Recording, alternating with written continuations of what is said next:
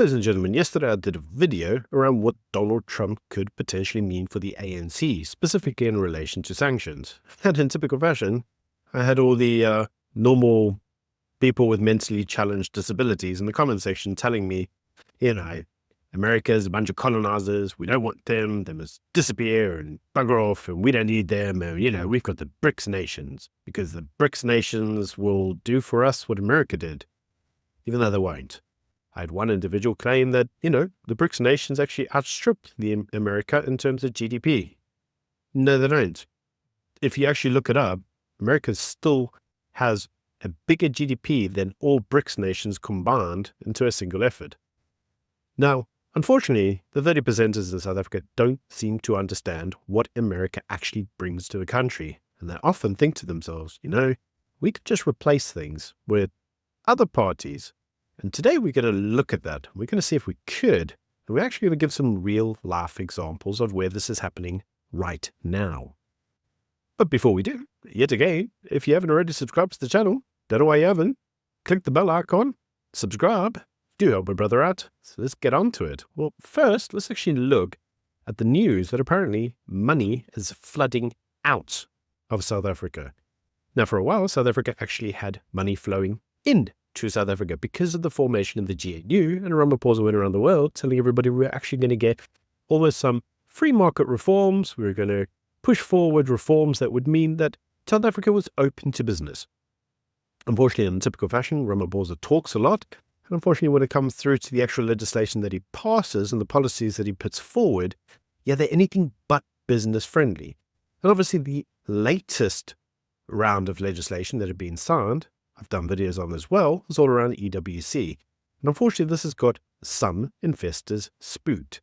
It's not just EWC that has got investors spooked, it's also the potential collapse of the GNU, which many investors are citing as showing that the ANC was never serious with their promises of reform. And so unfortunately, many of them are like, we're fed up with it. Now, you see, you can't take those events in isolation, because you see what else is also happening at the moment is that the dollar is actually surging in terms of its strength. This on the back of Trump coming into office and renewed optimism in America as a dominant market for the world. Now, because of that, many individuals are actually flocking to the dollar, because what they notice is that when the world is unstable, the dollar is usually the most stable, regardless of the debt status of it. Now, what's interesting is that the suggestion is that foreign investors have actually withdrawn over 20 billion in rand from South African stocks since the start of the year. Many investors are leaving the country in record numbers and reinvesting their funds in America.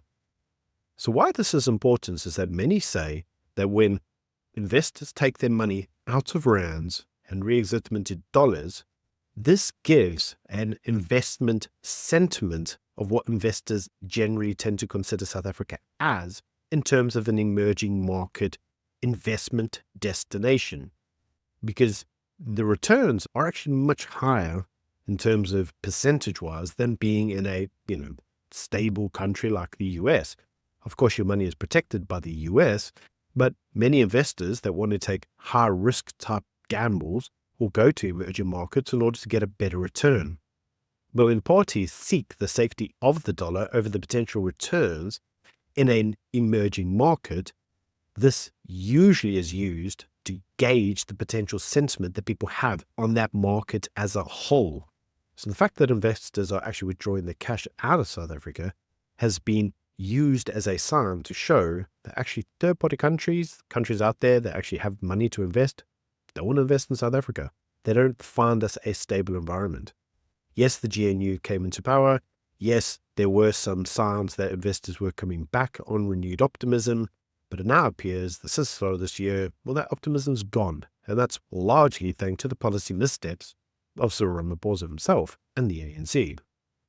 Whilst not all his fault, he is at fault for a lot of it, but it's not all his fault.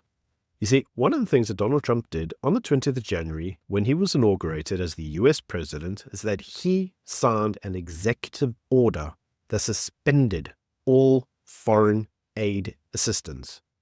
Now, you see, to all those people at the start of the video that basically said, we'll just replace it with BRICS, we don't need the US, colorizing force, blah, blah, blah, blah, blah. Big problem that South Africa has is that we actually get US funding for our health service to the value of 336 million US, which equates to 6.2 billion in terms of rands. What are those things actually for? Well, depends. If you're actually a conspiracy theorist and you notice that the original idea behind NHI was sponsored by Bill Gates, and Bill Gates was also the first person to visit Jacob Zuma upon ousting Thabo Mbeki, and that the ousting of Thabo Mbeki was around the AIDS epidemic, you'll also notice then that South Africa got a lot of aid and AIDS. Who knew? In any case, that AIDS campaign that South Africa has been fighting has been sponsored by the Americans. That's actually where the money is. So the actual money comes here in the form of USAID or US aid, depending on how you say it, or PEPFAR, which is the President's Emergency Plan for AIDS Relief. A lot of their funds go through to Wits University, also goes through to the Department of Health, and unfortunately that money is used to actually spearhead a lot of South Africa's anti-AIDS campaigns.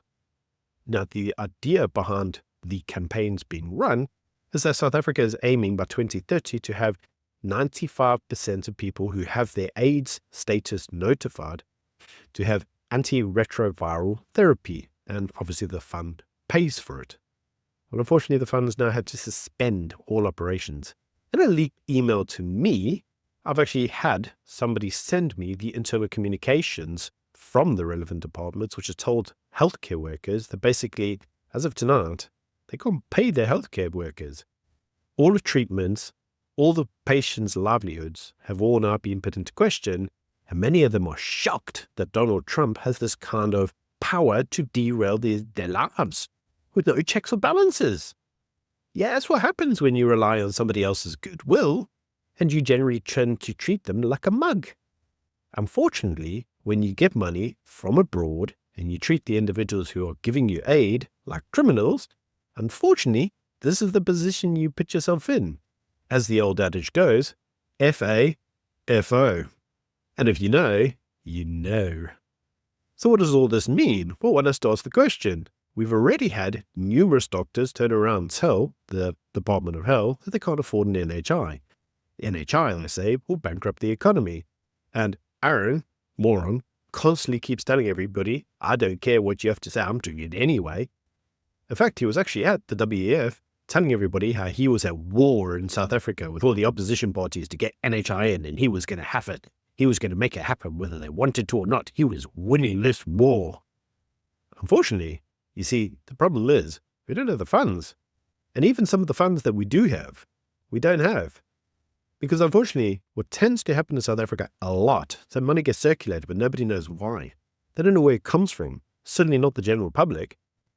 The government often takes credit for all the work programs that are put in place, never actually telling anybody it's not them who's doing it. They're taking credit for somebody else's work, and these programs are a good example of it. So what does this actually mean going forward? Well, we're going to see a lot more of this, because there's a lot of US money in South Africa that are benefiting the South Africans as a whole. So the question I leave you with, is China going to pick up the slack and send us the money? Is Russia going to pick up the slack and send us the money? Because anybody with a brain cell will say no. They're not sending us money that they need themselves. But according to the 30%ers, they'll rescue us. No problems. What they fail to understand is that, unlike most countries, the US does something that many other countries don't. They send a large amount of their money abroad to countries in need in order to help them. They take their position as the world's superpower seriously by trying to provide aid to those in need. Other countries don't do that. They never have. And so unfortunately, the more you FA, the more you're FO. In any case, that's just my views. Let me know what you think in the comment section below. Until tomorrow, bye.